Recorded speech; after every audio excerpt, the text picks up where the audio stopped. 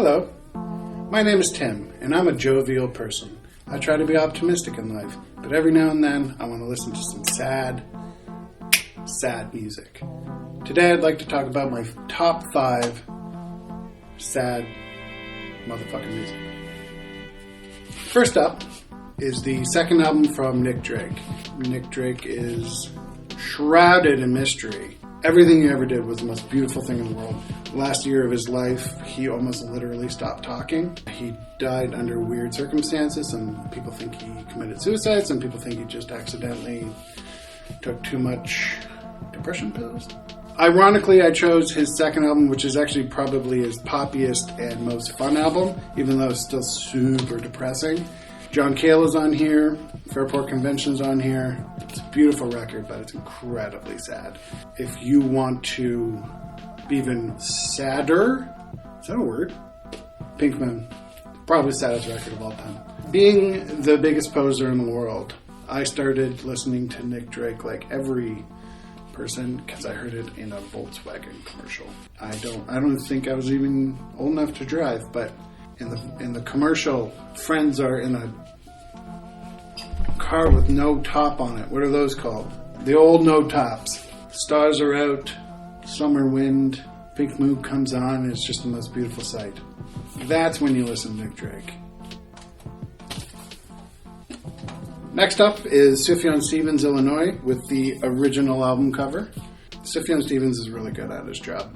He's a really good songwriter and arranger, and he has this weird ability to use his voice to make you feel fucking sad.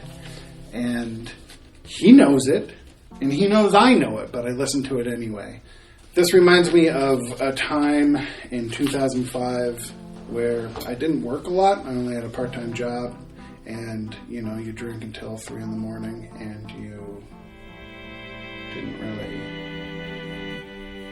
need to wake up at any time. So it's 3 in the morning. You're not feeling so great because you just had a 3-day-old poutine. You just want to relax and not be sad, but not be happy, not be anything. You just put on Illinoise and you just sit. Here's the thing, folks. I started as part-time, Chris and his help, in the Brantford Sunrise Records 20 years ago. And I gradually took over the world. So anything's possible. I'm not smart, not a smart person. Not exceptionally good at my job either, but somehow I fooled the masses. And look at me now, Mom. Look at me now. I'm on my own shirt. Next up is Weezer's Pinkerton. This isn't necessarily a sad album. It's honestly a bit creepy. No one likes to hear Rivers Cuomo talk about sex, but what's sad about it is that everything they've ever done since is shit. That one's going to get me in trouble. Next up is the new Mount Eerie with Julie Dorion. This is the second one they've done, and it's really sad. I literally cannot talk about this without tearing up. He puts out a lot of records. All of them are great. The stuff he does with Julie Dorion, who's the gal from Eric Strip, is even better than his best. But he's got a life, man. This kid got a life. He sings about his life beautifully, but you cannot listen to this every day. Maybe not even every month, because he does his job very well in bringing you to this sad part of his life. Sometimes you feel like he won't come back. He married Michelle Williams. It didn't last very long. And then other things happened to him that I literally just do not want to talk about right now. Next up are the Smiths. I love the Smiths with all my heart and soul.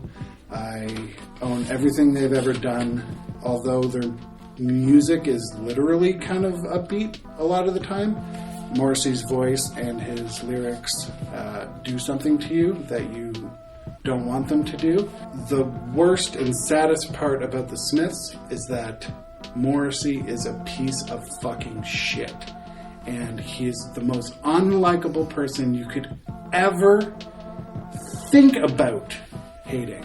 He just makes it so hard to love the Smiths anymore. If you look into the things he says, it's crazy. So anyway, this is one of those things, Michael Jackson, R. Kelly, all amazing artists, and I love their music, but I cannot listen to this anymore. And that's what's really sad, because they're a huge part of my life for a very long time. Johnny Marr is one of the best guitarists of all time, but Morrissey is a piece of fucking shit. Gonna get fired. Oh.